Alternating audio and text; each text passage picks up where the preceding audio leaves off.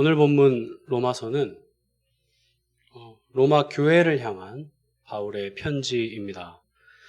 바울의 3차 전도 여행을 AD 52년에서 57년 정도로 보는데요. 바울이 로마서를 기록한 시점은 3차 전도 여행을 마치고 예루살렘으로 돌아가는 도중에 고린도에 머물면서 쓴 편지가 로마서라고 봅니다. 그리고 나서 바울이 AD 60년에 로마에 들어가게 되는 것이죠. 로마 교회는 바울이 세운 교회가 아닙니다. 오순절 성령 강림 사건 때 각지에서 수많은 유대인들이 예루살렘으로 몰려왔고, 그때에 사도들이 성령의 충만함을 입어 사람들이 방언으로 말씀을 증거함으로 그들이 그 복음을 듣게 된 것이죠. 그리고 그들이 다시 로마로 돌아가서 세운 교회가 로마 교회입니다. 로마 교회에는 약 5개의 가정교회로 구성되어 있다고 봅니다. 그 근거는 로마서 16장에 나와 있는 문안 인사에 보게 되면 아굴라와 브리스길라 교회가 첫 번째로 있었고요. 아리스토블로에게 속해 있는 자들이 두 번째, 나기수에게 속한 자들이 세 번째, 14절과 15절에 나오는 5명의 대표자들과 그 나머지 성도들로 구성된 공동체가 2개, 총 5개의 교회가 기록되어져 있습니다. 한 가정교회당 대략 50명 정도라고 학자들은 추산을 하는데요. 그러면 한 250명 정도의 성도가 5 가정교회로 나뉘어서 로마 교회를 형성하고 있었던 것이죠. 빛과 소금 교회 한 5개 정도가 있었다고 보면 이해가 빠르실 것입니다. 로마 교회에는 최초의 유대인 성도들, 그리고 후에 믿게 된 이방인 성도들이 함께 뒤섞여 살아가는 교회 공동체였습니다. 유대인과 이방인들이 함께 있는 그런 교회 공동체였습니다. 그래서 그 안에는 여러 갈등들이 존재했고 바울은 그들을 향하여 서신을 쓴 것이지요. 로마서의 수신자는 유대인 성도와 이방인 성도 모두를 지칭하고 있음을 보여주는 대목입니다. 이 사실이 로마서를 이해하는 중요한 키가 된다는 점을 기억해 주시기 바랍니다. 오늘 본문 로마서 8장은 본래 유대인이었던 자신의 동족을 향한 메시지 형식이 강한 본문입니다. 로마서 8장은 7장과 달리 푸뉴마라는 성령이라는 단어가 총 21번 기록될 만큼 성령에 관한 기록이라고 볼 수 있을 만큼 성령을 강조하고 있습니다. 바울은 동족 유대인을 향한 애끓는 심정으로 그들이 그리스도께로 나오기를 간절히 간구하며 성령에 대한 이해를 바르게 전해주기 위함으로 로마서 8장을 기록하고 있는 것이죠. 유대인들은 실제로 마음으로 하나님의 법을 사랑하는 자들이었습니다. 이 법은 노모스라는 율법입니다. 그러나 육체로는 죄의 법을 섬기고 있음을 바울은 유대인들의 그 심령을 꼬집고 있는 것이죠. 너희가 마음으로는 하나님의 율법을 사랑하잖아. 나도 그래. 그런데 너희의 육신으로는 죄의 법을 섬기고 있는 것도 사실이잖아. 라고 하면서 그들의 모순을 지적하고 있는 것입니다. 이게 바로 유대인들을 7장 하반절에서 꼬집고 있는 것이죠. 하나님의 법을 아무리 섬겨도 육체로는 죄의 법을 섬기고 있는 절망선에 놓여 있는 자들이 바로 유대인임을 지적합니다. 동시에 로마서에서 나타나는 육체, 헬라어는 별로 쓰고 싶진 않지만 워낙에 중요한 단어이기 때문에 사르크스라는 이 단어는 아담 안에 속한 자를 일컫는 단어입니다. 그리고 몸, 소마라는 단어는 몸과 육체를 바울은 분리해서 기록하고 있음을 감안할 때 굉장히 중요한 단어가 되는 것입니다. 여기서 말하는 몸은 실제 우리가 썩어 없어질 이 육을 말하는 것입니다. 육. 네. 육체는요, 아담 안에 속한 자를 말하는 것이고요. 차이가 있습니다. 그러므로 우리 모두는 육신, 육체, 즉 아담 안에 속한 자로 이 땅에 태어났습니다. 단 한 사람의 예외도 없이 모든 사람이 이 범주에 속하여 태어나 살아가는 것이죠. 그 육체는 반드시 죄의 법을 섬기게 되어 있습니다. 예수님께 초점을 두고 살아가지 않으며 모든 관심과 마음의 동기가 예수님과는 상관없는 삶으로 살아갑니다. 세상에서는 성공의 대로를 달릴지 몰라도 거기에는 참된 만족과 평안을 단 한 번도 누리지 못하는 불안 증세를 호소합니다. 아무리 채워도 채워지지 않는 거머리와 같은 욕망에 사로잡혀 살아가는 자들에 지나지 않습니다. 최고의 자리에 올라도 삶은 공허하고 허무함만 느낄 따름이죠. 그 죄는 체스터턴이 말한 대로 우편 배달부와 같이 우리가 쉽게 인식하지 못할 만큼 나에게 가까이 다가와 있는 숨은 범죄자와도 같습니다. 여기에서 자유로울 자는 유대인 중에도 없으며 이방인 중에는 더더욱 없습니다. 유대인들은 자신들이 가진 율법의 잣대로 죄의 심판을 받을 것이고 이방인들은 양심의 법에 따라 그리고 그들이 행한 행위대로 심판받을 것입니다. 이것이 성경이 가리키는 죄의 심판입니다. 그 누구도 참된 소망은 없는 것이죠. 그래서 바울은 로마서 7장에서 이렇게 고백합니다. 오호라, 나는 곤고한 사람이로다. 이 사망의 몸에서 누가 나를 건져내려? 이것이 모든 인생이 내쉬는 한숨입니다. 그런데 바울은 로마서 8장에서 그들과는 차원이 다른 인생을 사는 인간들의 집단을 소개합니다. 그것은 육신에 매여 살아가는 자가 아닌 영을 따라 살아가는 자들입니다. 바울은 육신, 사락스와 영, 푸뇨마에 속한 자들로 정확히 두 부류로 분류하고 있다는 점을 기억하시기 바랍니다. 바울의 논점을 빌리자면 육신은 아담 안에 속한 자로, 영은 예수 그리스도 안에 속한 자로 분류합니다. 즉 육신에 속한 자는 그리스도 밖에 있는 자고요. 성령께 속한 자는 그리스도 안에 있는 자입니다. 모든 인생은 흙으로 시작합니다. 그 흙으로 살다 흙으로 돌아가는 인생이 있는가 하면 흙에 하나님께서 생기를 불어넣으셔서 생명이 되게 하시는 살아있는 생명을 가진 자들이 존재합니다. 그래서 둘째 사망을 경험하지 않고 영원한 부활을 경험하는 자들이 실제로 있는 것이죠. 이렇게 단 두 부류만 이 세상에 존재합니다. 그래서 흙에 생기를 불어넣은 자들을 가리켜 살아있는 영, 생영이라고 부르는 것입니다. 지하철을 타든 버스를 타든 직장을 다니든 학교를 다니든 가정을 이루든 어떠한 사회 공동체에 속하든 충격적이게도 교회를 다니든 정확히 이 두 부류로 나뉩니다. 이것을 성경은 알곡과 가라지로 분류하고 양과 염소로 구분합니다. 결국 알곡과 양, 그리스도의 양옆에 달린 두 강도 중 한 강도, 참신자와 거짓신자를 구분짓는 기준점은 바로 성령 하나님께 속한 자인가에 있습니다. 즉 성령 하나님을 소유한 자들과 그렇지 않은 자들이 살아가는 세상이 오늘의 세상살이입니다.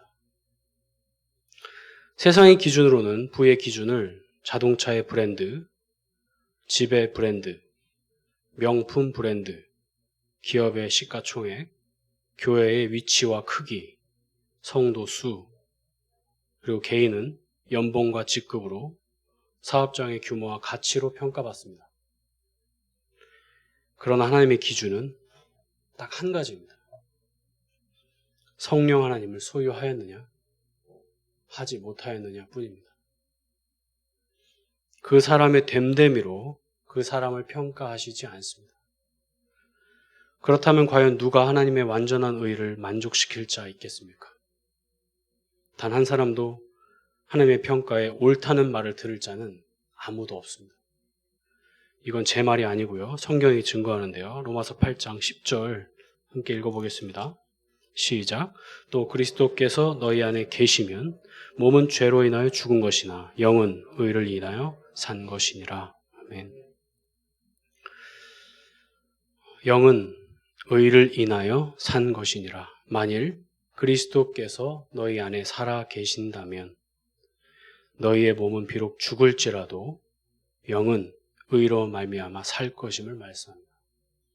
신자든 불신자든 우리의 몸은 쇠하여 다 흙으로 돌아갑니다. 그러나 영은 다릅니다. 영은 의로 인하여 사는 자가 있고요. 의로 인하여 살지 못하는 자가 있습니다. 하나님의 평가에서 옳다는 기준은 다름 아닌 그리스도의 의를 소유한 자임을 보여줍니다. 그리스도의 의를 소유하기 위해서는 나의 거룩한 됨됨이로 평가되지 않습니다. 성부 하나님께서 그리스도를 통하여 우리에게 성령을 선물로 주실 때 비로소 우리는 받아 누리게 되는 그 의뿐입니다. 주 안의 성도님, 혹 내 마음에 성령 하나님이 정말 살아계신지 질문해 주시기 바랍니다. 이 질문은 내가 참 신자인지 거짓 신자인지를 구분하는 명확한 기준점이 되기 때문입니다.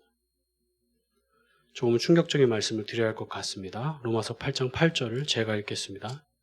육신에 있는 자들은 하나님을 기쁘시게 할 수 없느니라. 육체에 속한 자들은 하나님을 기쁘시게 할 수 없습니다. 해석하면 아담 안에 속한 자들, 즉 성령 하나님께 속하지 않은 옛 자아를 가져 거듭나지 않은 자들이 하나님을 위해 무슨 일을 하더라도 단 한 가지도 하나님을 기쁘시게 할 수 없다는 사실입니다. 교회를 다녀도 봉사를 해도 섬김과 헌신에 열심을 내어도 하나님은 아무것도 받지 않으십니다. 물과 성령, 즉 에스겔 선지자가 예언한 대로 새 영이 내 마음에 부어져 성령 하나님으로 거듭나지 아니하면 하나님 나라를 볼 수 없습니다. 반대로 말하면 거듭난 자만이 하나님 나라를 실제로 보고 살아갑니다. 주제 사람하고의 소설 눈먼 자들의 도시에는 질병으로 인해 눈먼 자들을 수용하는 수용소에서의 생활상을 그려냅니다. 그들의 삶을 관찰하고 독백하는 자는 그 수많은 질병을 가진 자들 중에 단 한 사람뿐입니다. 자신의 남편을 케어하기 위해 눈먼 자로 위장하여 수용소에 들어간 눈뜬 자 한 사람뿐입니다. 실로암에 가서 눈을 뜬 소경만이 예수가 그리스도이심을 담대히 고백합니다. 부모도 부인하고 유대인들은 모욕거리로 삼는 와중에 말이죠. 무엇이 하나님 나라의 신 예수님을 보게 만들었을까요? 눈을 떴을 때입니다. 그게 바로 거듭남입니다. 즉 위로부터 난 자가 거듭난 자입니다. 하늘에 속한 자라고 바울은 로마서에서 말합니다. 육신에 속한 자가 이제 영에 속한 자가 된 것이죠. 바울은 이 사실을 말하는 것입니다. 주 안의 성도님, 소경되었던 자가 눈을 떠서 세상의 아름다움에 다채로운 빛의 향연을 경험하게 되었다면 예전의 자신과 지금의 자신의 차이를 고백하지 않을 수 있을까요? 그렇다면 나는 육신에 속한 자인가요? 성령께 속한 자인가요? 아마 많이 헷갈리실 것입니다. 도대체 내가 육신에 속한 자인지 영에 속한 자인지를 어떻게 구분할 수 있단 말인가? 이런 질문이 생기실 것입니다. 말씀을 좀 더 살펴봅시다. 9절을 다 같이 읽어보겠습니다. 시작. 만일 너희 속에 하나님의 영이 거하시면 너희가 육신에 있지 아니하고 영에 있나니 누구든지 그리스도의 영이 없으면 그리스도의 사람이 아니라. 그러나 너희는 육체에 속하지 않고 성령께 속한 자임을 바울은 선언합니다. 그런데 전제가 있습니다. 만일 실제로 하나님의 영이 너희 안에 거하신다면 말이죠. 성령 하나님을 바울은 그리스도의 영이라 소개합니다. 그리스도의 영이 없는 자는 그리스도께 속한 자가 아님을 밝힙니다. 즉 성령 하나님이 없는 자는 그리스도인이 아닙니다. 이보다 중요한 교리가 어디에 있을까요? 내가 아무리 나는 그리스도인이요 확신을 가지고 살아도 성령 하나님이 내 안에 거하지 않으시면 나는 그리스도인이 아닙니다. J.C. 라일은 이렇게 말합니다. 심판날 우리는 이상한 일들을 볼 것이다. 훌륭한 그리스도인이라 생각했던 사람들에 대한 신뢰가 처참히 무너질 것이다. 해석하면 생각보다 많은 이들이 지옥행 티켓을 거머쥘 것이라는 점이죠.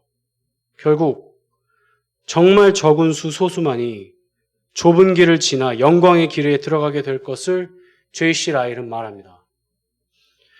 결국 내 마음 안에 성령 하나님이 계심은 일생일대의 중요한 삶의 기준점이 되어야 할 것입니다. 11절을 한번 보십시오. 제가 읽어드릴게요. 예수를 죽은 자 가운데서 살리신 이의 영이 너희 안에 거하시면 그리스도 예수를 죽은 자 가운데 살리신 이가 너희 안에 거하시는 그의 영으로 말미암아 너희 죽을 몸도 살리시리라. 아멘. 만일 성령이 너희 안에 거하시면 그리스도를 죽음으로부터 일으키신 하나님께서 너희의 죽을 수밖에 없는 소망 없는 몸에 생명을 주실 것이라고 약속하십니다. 그런데 누구를 통해 주시냐면 너희 안에 계시는 성령 하나님을 통해 주시겠다고 말씀하십니다. 즉 그리스도의 생명인 영생을 성령 하나님을 통해서만 우리는 받아 누리게 되는 것이죠. 그리스도의 의도, 구원의 보증도 다 성령 하나님을 통해서만 주어집니다. 그러므로 성령 하나님의 존재를 제대로 이해하지 못한 채로 신앙생활하는 일은 지도와 나침판 없는 여행과도 같으며 철로역정의 크리스천이 들고 있던 그 책 없이 떠나는 순례길과도 같습니다. 그래서 신학의 변목 가운데 성령 하나님의 일하심에 대한 이해는 사뭇 달랐습니다. 오순절파는 성령의 본질적 사역을 바르게 이해하지 못한 좋은 예가 될 것입니다.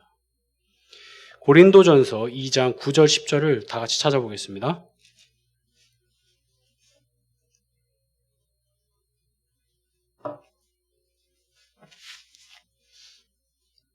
고린도전서 2장 9절에서 10절 우리 한 목소리로 읽어보겠습니다. 시작. 기록된 바 자기를 사랑하는 자들을 위하여 예비하신 모든 것은 눈으로 보지 못하고 귀로도 듣지 못하고 사람의 마음으로도 생각지 못하였다함과 같으니라.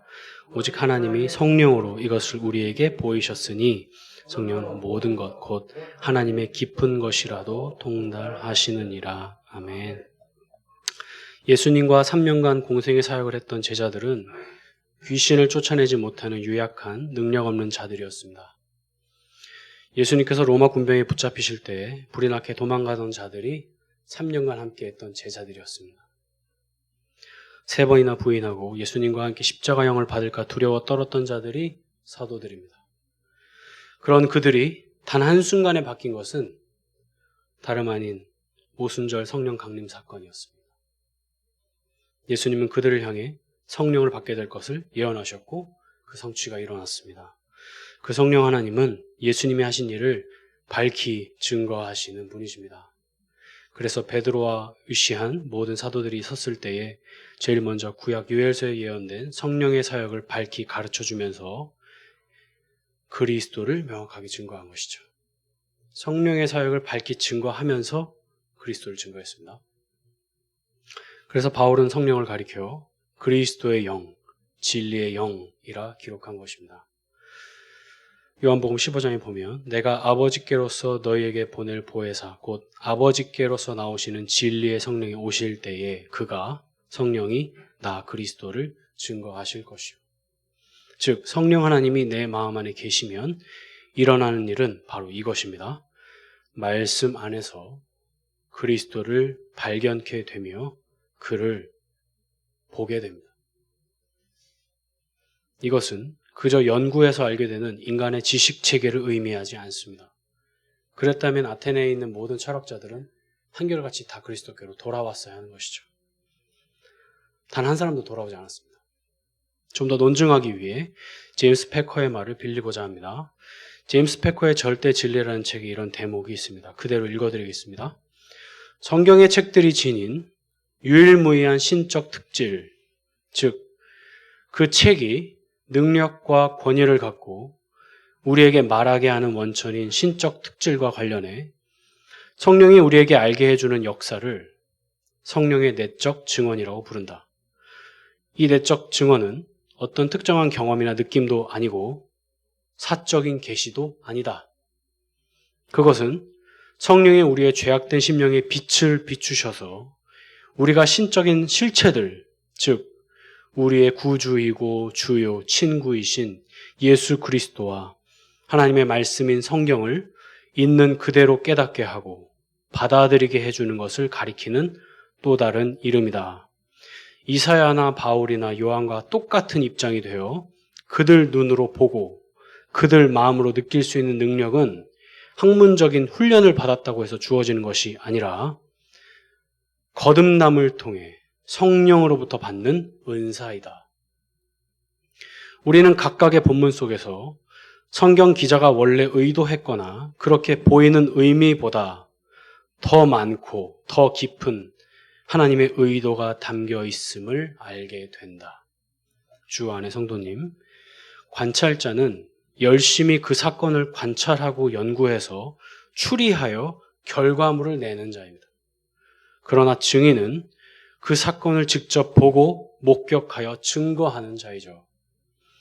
바로 이 차이를 제임스 패커는 성령 하나님의 중요한 사역으로 설명하고 있는 것입니다. 더 많고 더 깊은 하나님의 의도를 성령 하나님의 조명하심으로 목격하여 알고 깨닫게 되는 건 말이죠.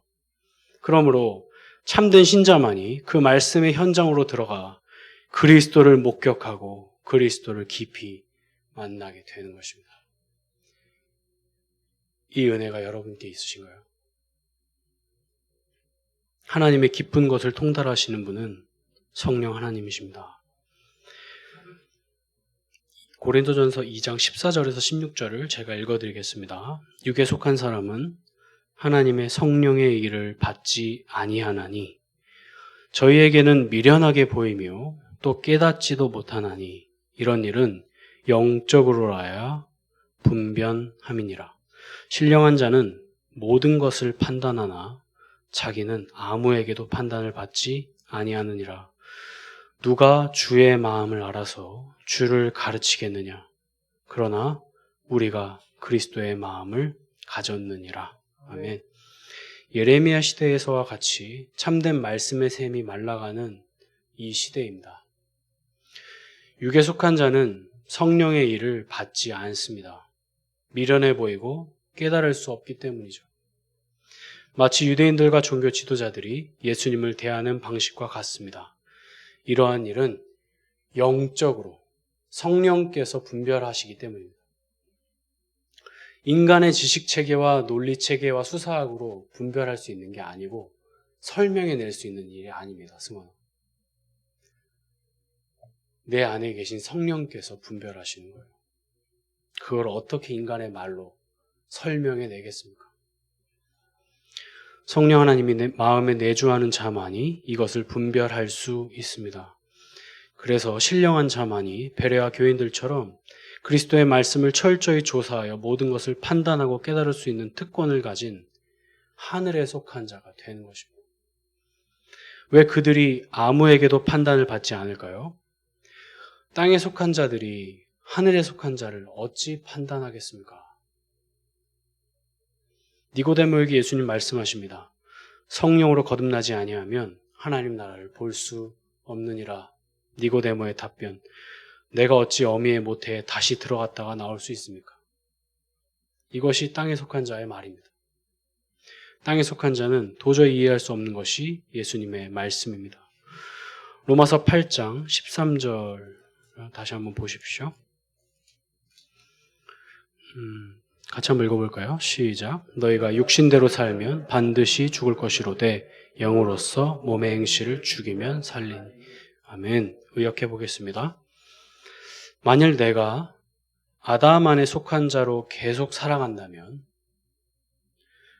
거듭나지 않은 채 계속 삶을 살아간다면 나는 반드시 죽을 것입니다. 성령 하나님이 내 마음에 계시지 않는다면 나는 반드시 죽을 것입니다. 육체도 죽고 영도 죽을 것입니다. 주 안의 성도님, 오늘 저는 여러분께 이 사실 하나를 증거하려고 나왔습니다. 성령 하나님을 진정으로 소유하셨습니까? 2022년을 시작하며 축복의 말씀을 전해드리면 참 좋겠습니다. 그러나 2022년이 인류의 마지막 해라고 가정해 보십시오. 여러분은 이제 한 해 남은 인류에게 어떤 말을 전하겠습니까? 로마서 8장 13절 14절을 제가 읽어드리겠습니다. 너희가 육신대로 살면 반드시 죽을 것이로되 영으로서 몸의 행실을 죽이면 살리니 무릇 하나님의 영으로 인도함을 받는 그들은 곧 하나님의 아들이라. 아멘. 만일 내가 성령에 의해 몸의 행실을 죽인다면 나는 반드시 살 것입니다. 왜냐하면 성령 하나님께 이끌림 받는 모든 자들은 이미 하나님의 아들들이기 때문입니다. 이미입니다. 이미. 그래서 성령 하나님을 받은 자들은 이제 여호와 하나님을 향하여 아빠, 아버지라는 친밀한 관계의 칭호로 부를 수 있는 양자의 영을 얻은 자들이 된 것입니다. 종의 영이 아닌 양자의 영을 받은 참된 자녀가 된 것입니다. 성령 하나님을 통하여 여호와 하나님과 내가 아버지와 자녀의 친밀한 관계로 초청된 것이죠. 이제 마음껏 하나님께 나아가며 그를 알아가고 깨달으며 그분을 즐거워하고 감격하는 삶이 열려진 것입니다. 성령 하나님의 가르침에 따라 그리스도의 말씀을 배우며 알아가게 되는 복을 누리게 된 것이죠. 이러한 열매가 나의 삶에 맺히고 있으신지요? 이것이 그리스도의 상속자가 되는 것입니다. 그리스도의 유산은 세상의 것들로 규정되지 않습니다. 그리스도의 유산은 성령 하나님을 통하여 그리스도의 뜻을 깨닫고 그를 즐거워하는 일입니다. 왜 사람의 제일 되는 목적이 그를 즐거워하는 일이라고 기록했을까요? 그에게 순종하는 것이 아니라 그를 즐거워하는 거랍니다.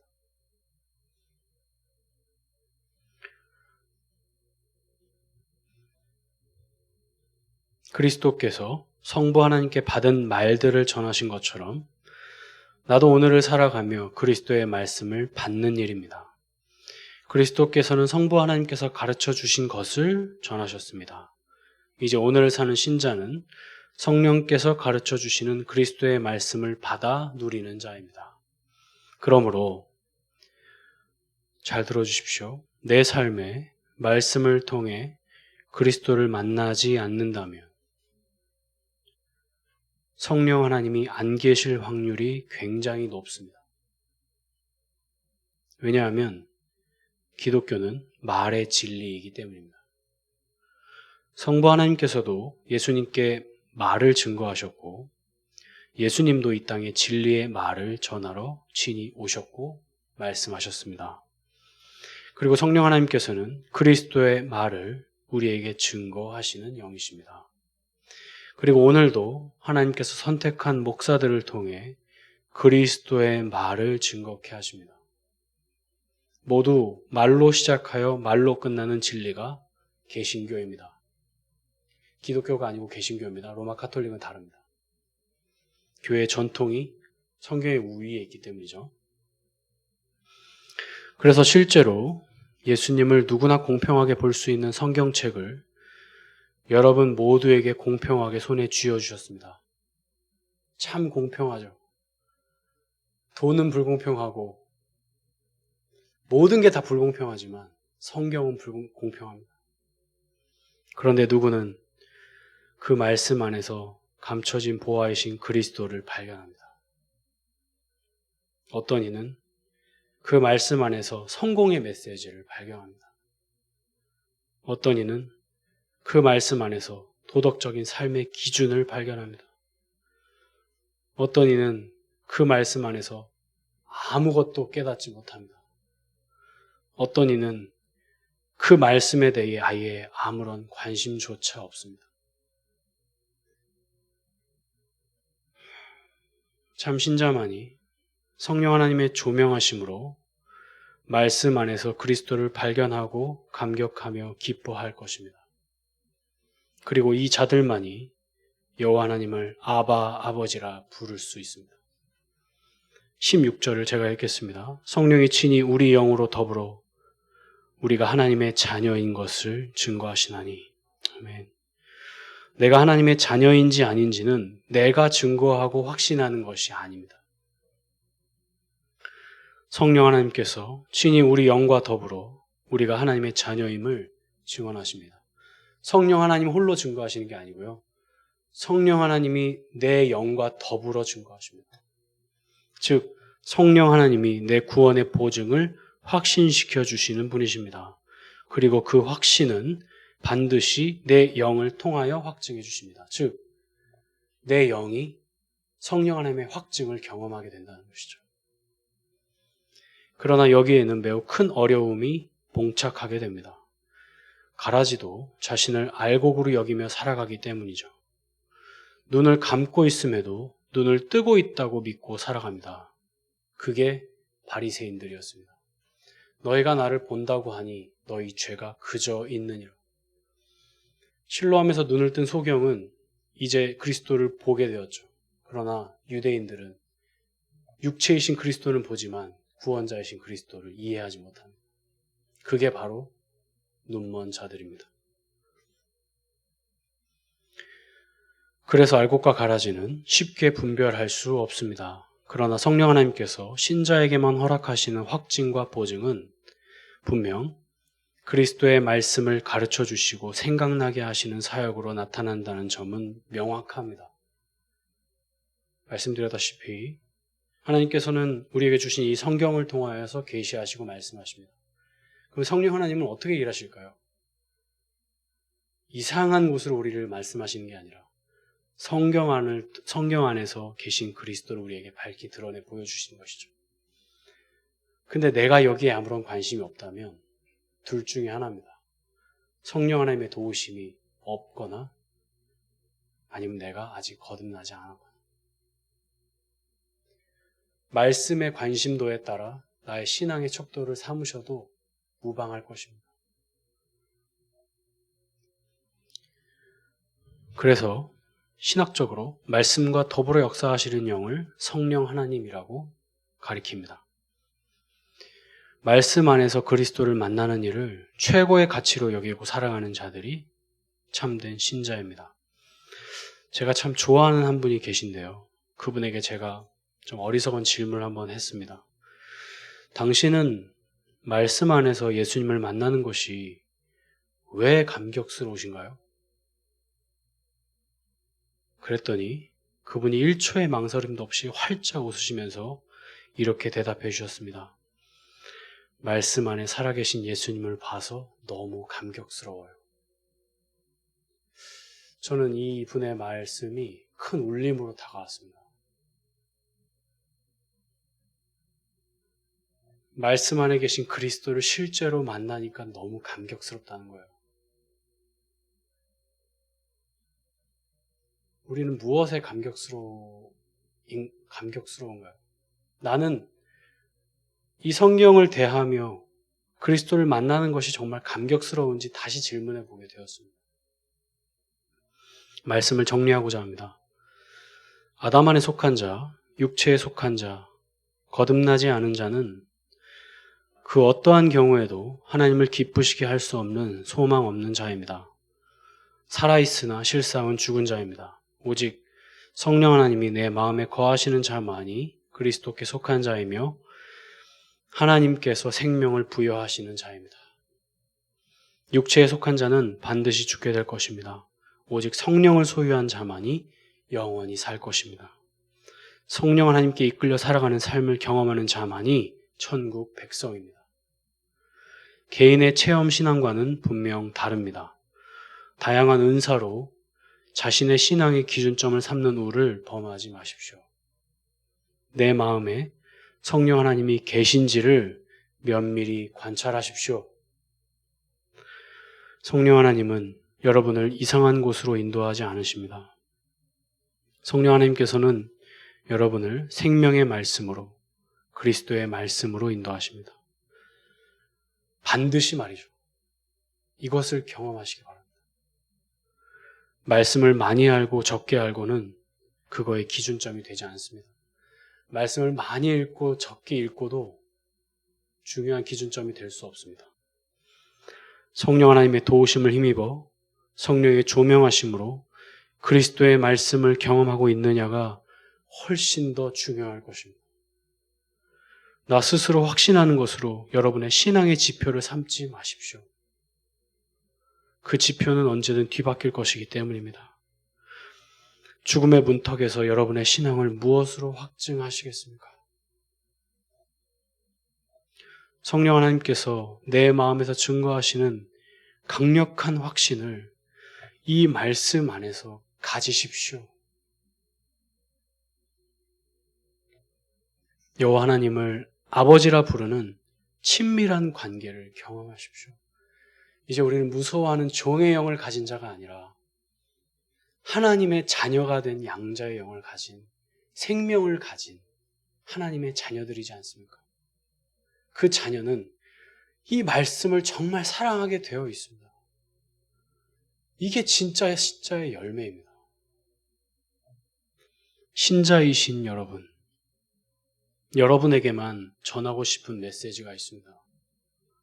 첫 번째는 우리의 몸을 죄에게 내주지 마십시오.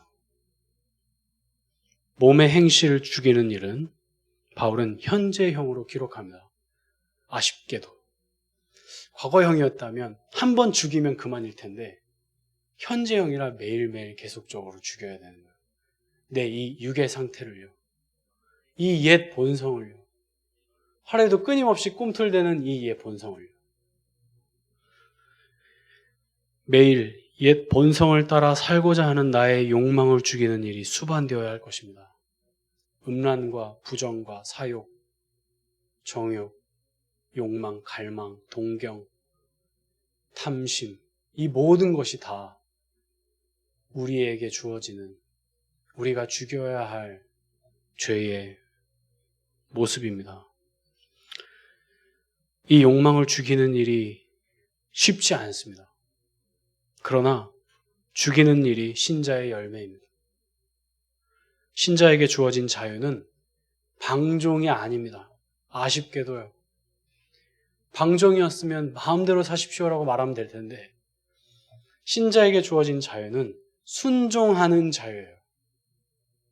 그래서 바울은 그리스도께 갇힌 자된 나 바울이라고 말해요. 여기서 갇혔다는 표현은 그리스도와 함께 쇠사슬에 묶여 있다는 의미입니다.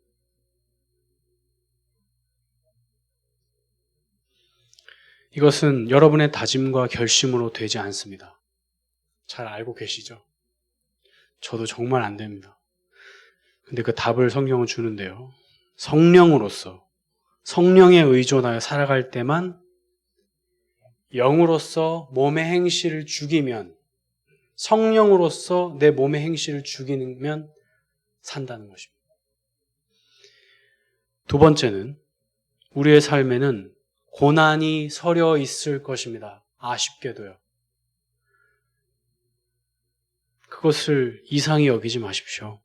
그것은 여러분으로 하여금 비교할 수 없는 더 큰 영광을 얻게 하기 위함에 그 목적이 있다고 성경은 기록합니다. 고난만 주시는 분이 여호와 하나님이 아니십니다. 그런 고약한 하나님이 아니십니다. 그 고난을 통과하여 더 큰 영광, 비교할 수 없는 영광을 주기 위함이 목적입니다. 예수님께서도 여러분보다 더한 고난을 받아내셨습니다. 그렇죠? 그리스도의 길은 본래 좁고 협착하여 찾는 이가 적습니다. 수다쟁이는 그렇게 크리스천의 길을 떠나가고요. 변덕쟁이는 크리스천이 당하는 삶의 굴곡들을 보고는 도망갑니다. 현재의 고난은 장차 여러분이 누리게 될 영광의 무게에 견주어 가벼운 깃털과 같을 것이니 너무 염려 마시기 바랍니다. 영원의 삶 속에서 찰나의 추억이 될 것입니다. 길어봤자 100년이고 200년이니까요. 성령 하나님을 소유하여 말씀 안에서 그리스도를 만남으로 죄를 이기고 고난을 견디는 우리 모두의 삶, 빛과 소금 교회의 삶이 되기를 간절히 소망합니다. 기도하겠습니다. 오늘도 역사하시는 살아계신 하나님 아버지, 우리 안에 성령 하나님이 안 계시는 것은 아닌가요? 나는 구원받았다. 나는 그리스도인이다. 자부하며 살지만 내 마음의 한켠에는 늘 불안과 초조가 있지는 않나요? 심판날에 지옥 가면 어떡하지라는 두려움으로 살아가는 것은 아닌가요? 하나님, 하나님 나라는 이미 너희 마음 안에 임하였느니라 말씀하셨습니다. 그리스도를 믿음 안에 하나님 나라가 있었고 하나님 나라를 보고 살아가는 존재입니다. 그것은 성령 하나님이 우리를 거듭나게 하셔서 새 생명을 부어주실 때만 주어지는 놀라운 하나님의 복입니다. 그 복이 이 자리에 있는 모든 이에게 있기를 간절히 소망합니다. 하나님, 성령 하나님의 역사하심으로 말씀이 꿈틀거리고 말씀이 입체적으로 보이고 말씀 안에 담겨있는 더 많고 더 깊은 하나님의 의미를 경험하는 귀한 우리의 삶이 되어지기를 간절히 소망합니다. 신자된 우리는 죄에게 우리의 몸을 내주지 않고 영으로서 몸의 행실을 죽이는 성령을 의존하여 살아가는 성령 하나님께 이끌림 받는 자들로서 참된 그리스도의 열매를 맺는 우리의 삶이 되기를 간절히 소망합니다. 모든 것 주님께 의탁드리오며 살아계신 예수님의 이름으로 기도합니다. 아멘. 시편 찬송